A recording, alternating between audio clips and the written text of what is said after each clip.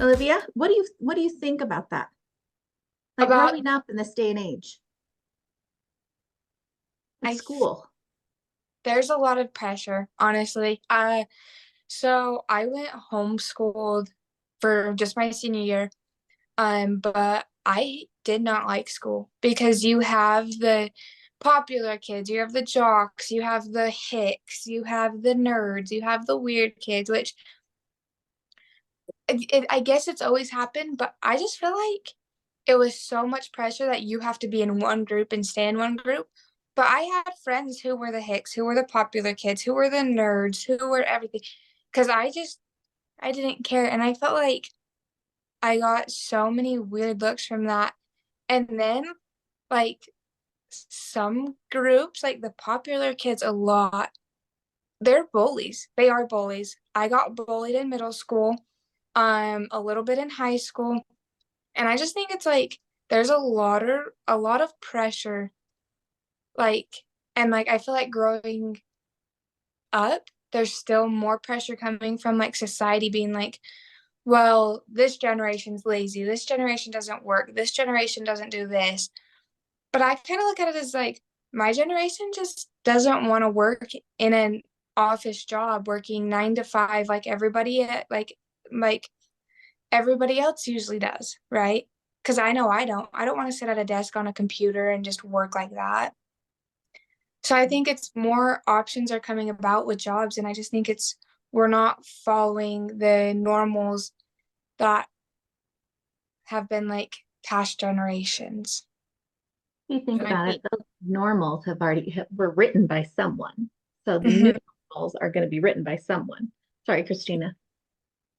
no, you're good. I was just gonna say that I think that every generation is harsh on the generation after them, right? Mhm.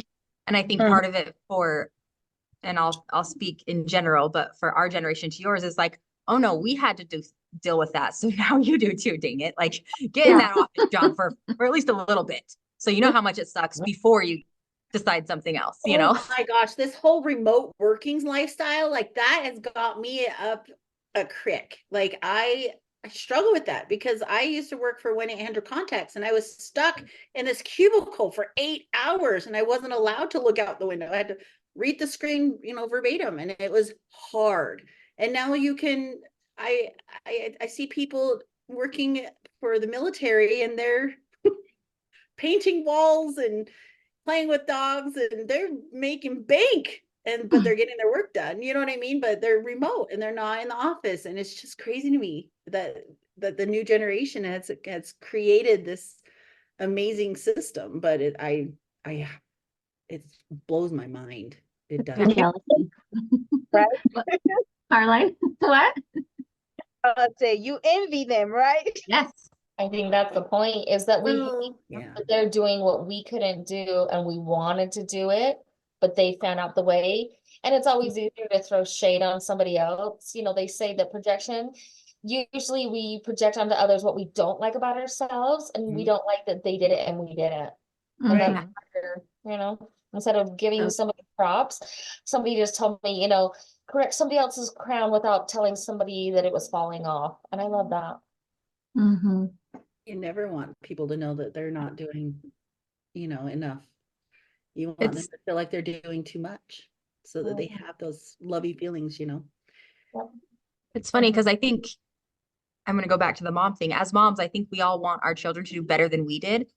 Mhm. But at the same time, as a whole, we don't want everyone's children to do better than we did. Not because we don't want them to, but because we're like, but dang it, like you all can't be amazing. Like my kids are pretty great, and you can be great too, but like you have to go through some of the hard to get there, right? And it's like I feel like for some of us, it's like, well, we went through the hard to make it so you could get there, but now you don't even know what the hard is, Right. you know? I don't agree Grandparents. completely. I'm Well, gonna I'm gonna be devil's advocate. I don't agree No, do completely. it, please do. That's why I say it. Um, the thing that I love the most is that everybody's journey is their own, right? Like I kind of touched on it. Lacey couldn't walk in my shoes. I couldn't walk in Lacey's shoes. I for sure know that if I had what Olivia had to deal with right now, like when I was her age, I wouldn't have survived. I would not have survived. You would have, but you would have been a different you than you are now. Yes. Yeah, I would have struggled. In this time of age with this generation, I would not have done well. But everybody's journey is different, right? And so I think that their generation is kind of a hero to me because they're able to break through boundaries and barriers that we never could. And hopefully they'll be the ones, and I'm going to bring up the subject, but that they're the ones that will bring back God and bring back souls and bring back a foundation of love instead of hate and competition, and be able to bring this world back together in a way that is wholesome instead of everybody competing against each other for a leg up, right? We're a bunch of crabs in the bottom of a pot. Trying to We pull just each other down. stop. Yeah, we just need to stop and show more love. And I think it's what we in our generation, what we were taught from the previous ones, like our grandparents. I had to walk to school uphill both ways in the snow. You know, we were taught that. And then now we have to not teach that to the younger generation because we want them, like you said, they're going to find God. They're going to bring it back. They're going to bring more spirituality in our lives now. Is what's going to happen to the next generation as long as we don't teach them hate, jealousy as a society. So Yeah. Olivia, you've got 5 women that are here for you. We applaud you and your journey, and we definitely are your biggest cheerleaders other than your parents. So if you ever are finding yourself slipping or needing a hug and a listening ear, not a ear for, you know, I always tell people to have 2 ears, one to listen to understand and one to respond. If you need to listen to understand, I'm happy to do that for you. yeah. Well, thank you. Good. All right, ladies. I think we have almost gone over our time, so we're just going to end it here.